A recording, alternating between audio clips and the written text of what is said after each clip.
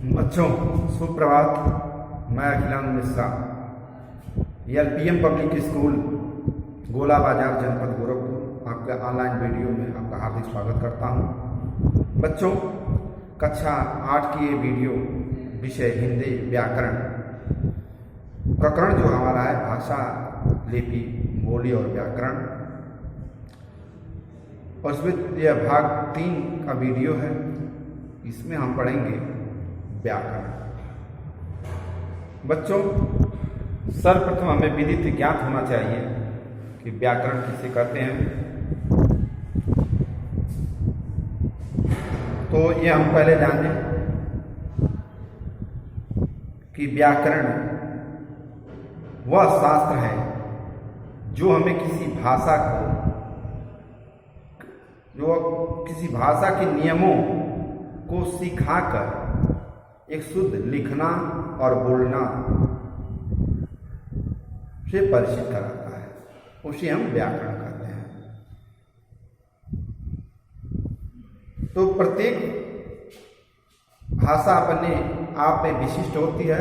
वह कोई भी भाषा हो, हिंदी हो, अंग्रेजी हो, संस्कृत हो, कोई भी भाषा हो, अपने आप में एक विशिष्ट होती है और उसको मौखिक और लिखित रूप से लिखा जाता है, बोला जाता है और समझा जाता है। लिखकर बोलकर समझा जाता है। व्याकरण का ज्ञान होना आवश्यक नहीं है, इसीलिए व्याकरण द्वारा हमें भाषा के नियमों को जानकारी मिलती है। इसके द्वारा हम भाषा को शुद्ध रूप से बोलना लिखना सीखते हैं। इसीलिए कहा गया है कि व्याकरण वह शास्त्र है जो हमें किसी भाषा के नियमों को सिखाकर इसके शुद्ध रूप से परिचित कराता है। अब व्याकरण के अंग हैं, तो हम लिखेंगे व्याकरण के अंग। व्याकरण के अंग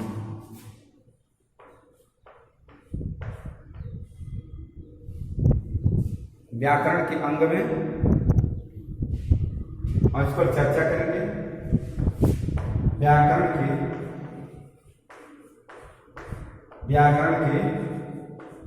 3 अंग होते हैं।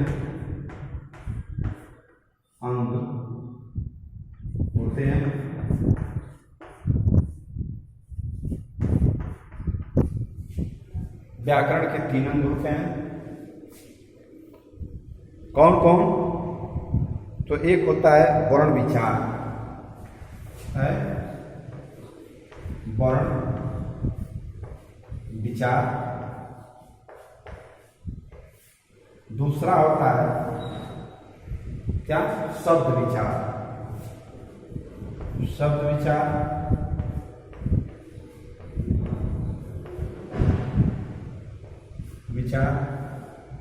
तीसरा होता है वाक्य विचार। वाक्य विचार। ये व्याकरण के हमारे अंग हैं। वर्ण विचार, शब्द विचार, वाक्य विचार। भाषा के मूल ध्वनियों को लिखित रूप को हम वर्ण विचार करते हैं, यानी भाषा के मूल ध्वनियों के लिखित रूप को हम वर्ण विचार करते हैं।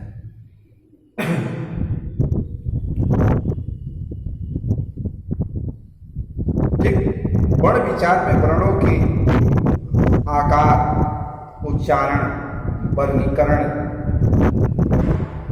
आदि के विषय में विचार किया जाता है। ठीक, और शब्द विचार वर्णों के मेल से शब्द बनते तो भाषा के मूल ध्वनियों के लिखे रूप को वर्ण कहलाता है।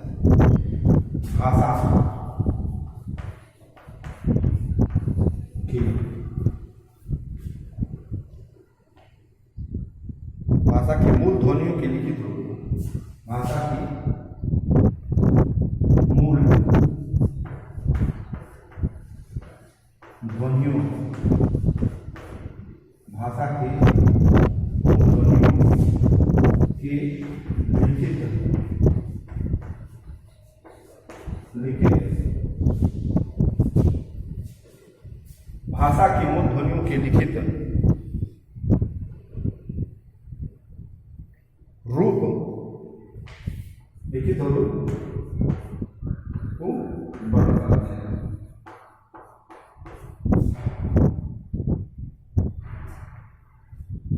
वर्ण कहते हैं। हो गया। अब शब्द विचार में यह हम जानेंगे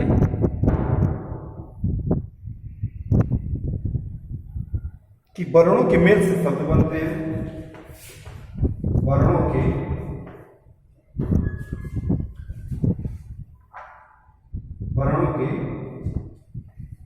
मेल को शब्द कहते हैं।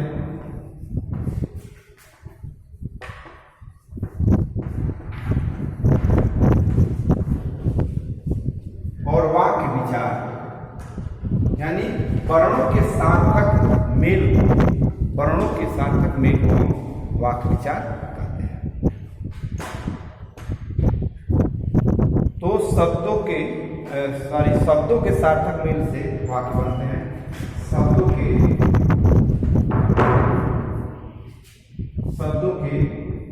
सार्थक मेल को वाक्य कहते हैं।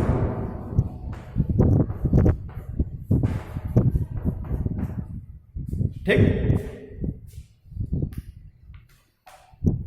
तो अब इसी पर हम चर्चा करेंगे कि व्याकरण के 3 अंग कौन कौन से होते हैं, उसी पर हम चर्चा करेंगे।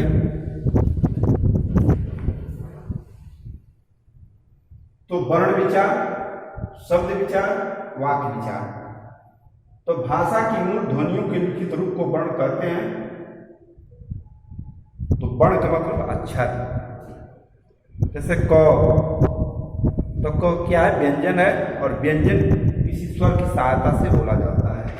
तो उसकी मूल ध्वनियों का लिखित रूप जैसे क लिखते हैं, ख लिखते हैं, ठीक, अ लिखते हैं। ये जितने वर्ण हैं 52 वर्ण मूल ध्वनियों के लिखित रूप को कहते हैं।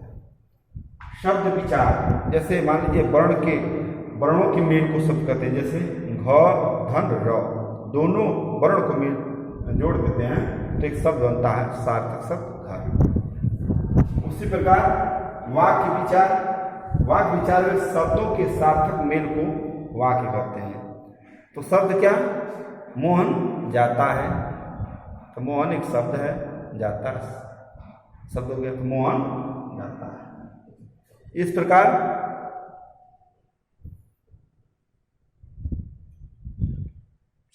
शब्दों के सार्थक मेल से वाक्य बनते हैं। वाक्य विचार में वाक्यों के भेद, अंग, वाक्य, विश्लेषण, विराम चिन्ह आदि के विषय में विचार किया जाता है। कंप्यूटर और हिंदी, ठीक। देखिए आज का जो क्षेत्र है वो व्यवहार क्षेत्र निरंतर, कंप्यूटर का जो व्यवहार क्षेत्र है निरंतर फैलता जा रहा है। इसे बोलने सीखने वालों की संख्या बढ़ती जाती है। विश्व के अनेक विश्वविद्यालयों में हिंदी पढ़ाई जा रही है और हिंदी शिक्षण तथा अध्यापन के क्षेत्र में कंप्यूटर का भी प्रवेश हो चुका है। आए प्रतिदिन हिंदी के अखबार तथा पत्र पत्रिकाओं द्वारा पढ़ाए जा रहे हैं। अनेक ऐसी वेबसाइट है जिसमें हमें हिंदी साहित्यकार के बारे में जानकारी मिलती है। इंटरनेट के द्वारा हिंदी में ईमेल भेज सकते हैं और अपने ब्लॉग की हिंदी भी बना सकते हैं, ब्लॉग भी हिंदी बना सकते हैं। यही नहीं, इंटरनेट के द्वारा हिंदी भाषा घर बैठे भी सीखी जा सकती है। हिंदी के विषय में कुछ विशिष्ट जानकारी है, उसको पहले हम जानेंगे। जैसा कि बच्चों, हिंदी के पहले व्याकरण की रचना डच विद्वान यून योशवा किटलार ने की थी। सर्वप्रथम हिंदी का व्याकरण का प्रख्यात विद्वान इस संसार में डच विद्वान था, उसका नाम था योन योस्वा किटलार। हिंदी की पहले व्याकरण की रचना किसने की थी? हिंदी की पहले व्याकरण की रचना सर्वप्रथम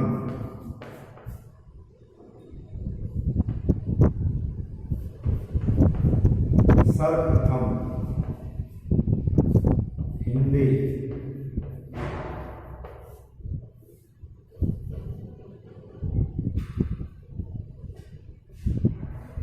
सुन लीजिए, आप बताए बच्चों, ये सुन लीजिए कि किताब में दिया भी है, विश्व में सबसे पहले हिंदी व्याकरण की रचना किसने की थी? तो डच विद्वान था जिसका नाम था योन योस्वा किटलार। विश्व का सबसे पहले हिंदी व्याकरण लिखने वाला विद्वान। हिंदी साहित्य की का पहला इतिहास फ्रांसीसी विद्वान, हिंदी साहित्य का पहला इतिहास में, हिंदी साहित्य के इतिहास में पहला फ्रांसीसी विद्वान जो हिंदी साहित्य का इतिहास लिखा था वह था गारसा द तासी। हिंदी साहित्य का पहला इतिहास फ्रांसीसी विद्वान गारसा द तासी। उसके बाद हिंदी भाषा के पहले हिंदी समाचार पत्र जो है, हिंदी भाषा में सबसे पहले समाचार पत्र उदंत मार्तंड, जिसका प्रकाशन 1826 ईस्वी में कोलकाता में हुआ था। उसके बाद हिंदी भाषा की पहली बोलती फिल्म आलम आरा थी और हिंदी भाषा की पहली आधुनिक कहानी उसने कहा था। आधुनिक हिंदी भाषा की पहली आधुनिक कहानी पूछे तो वह उसने कहा था। हिंदी भाषा की पहली बोलती फिल्म आलम आरा, हिंदी भाषा के पहले हिंदी समाचार पत्र उदंत मार्तंड 1826 में कोलकाता में, हिंदी साहित्य का पहला फ्रांसीसी विद्वान गारसा द तासी, हिंदी के पहले व्याकरण की रचना करने वाला विद्वान योन योस्वा किटलार ने की थी। तो बच्चों, इस प्रकार आप अपनी किताब में पढ़िए और अब तक हमने क्या सीखा इसके विषय में थोड़ा चर्चा हम करें।